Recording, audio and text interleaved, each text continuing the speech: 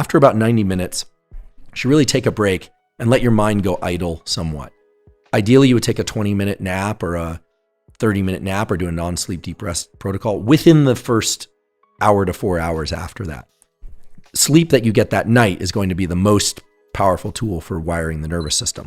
There's a beautiful literature on what's called gap learning effects, where let's say, and this has been looked at for physical skill learning, for music learning, math, etc., where if every couple of minutes, just randomly during your intense learning or focus, you pause and you just take 10 seconds and do nothing. Just let your brain idle, eyes open or eyes closed, doesn't matter. What happens is your rates of learning actually increase. During those little gaps that you're taking, there's a replay of the neurons very fast at something like 10 or 20x the speed that normally they would be rehearsing it. So you're getting more repetitions by stopping every once in a while.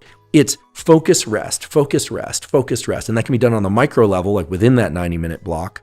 Let's just make up a number for fun so people have something to anchor to. If you're going to sit down and do an hour of work, let's say for every 60 minutes of focus or learning that you try and do, introduce 30 gaps of 10 seconds at random.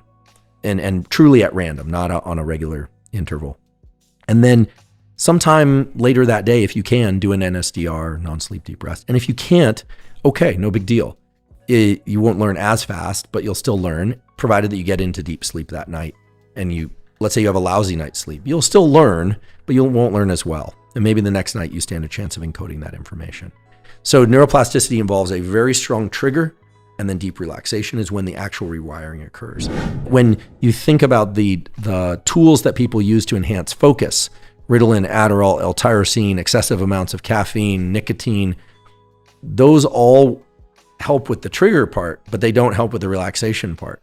And so a lot of people don't learn, they just get really good at doing, but they don't actually learn.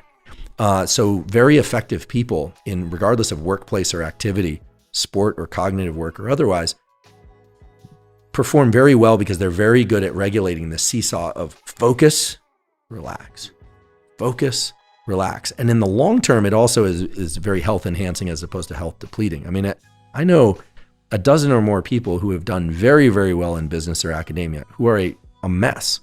They're physically a mess, they're emotionally a mess, they're mentally a mess, their relationships are a mess. People that I consider successful are people that are very successful in multiple domains of life. And that almost always correlates with an ability to engage and disengage.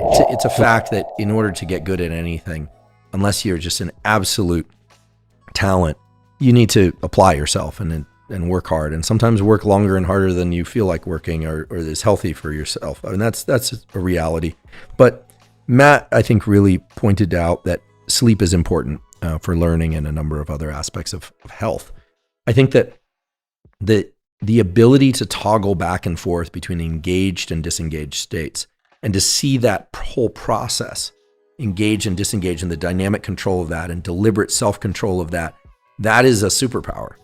And we tend to only look at one side of the equation, the leaning in. I always think the way I like to think of it isn't so much as a seesaw, is you can either be back on your heels, flat-footed, or forward center of mass. I stole this from Pat Dossett, the founder of Made For. He did 9 years in the SEAL teams, and so I like that forward center of mass is great, but it's energetically demanding, and you need to learn how to come up to just flat-footed every once in a while. Now, when you're back on your heels, that's a sign that likely you were doing too much time forward center of mass. No one wants to talk about this, but people who grind rarely succeed and then just take off and do something else.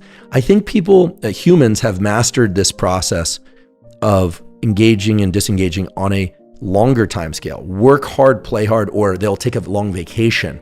But what I'm talking about doing this is across the day. I'm talking about regulating your nervous system within the unit of the day, or even within the unit of the morning, or within the unit of the afternoon. And I think that that's a much more useful, at least to me, a much more useful time bin to conceptualize this.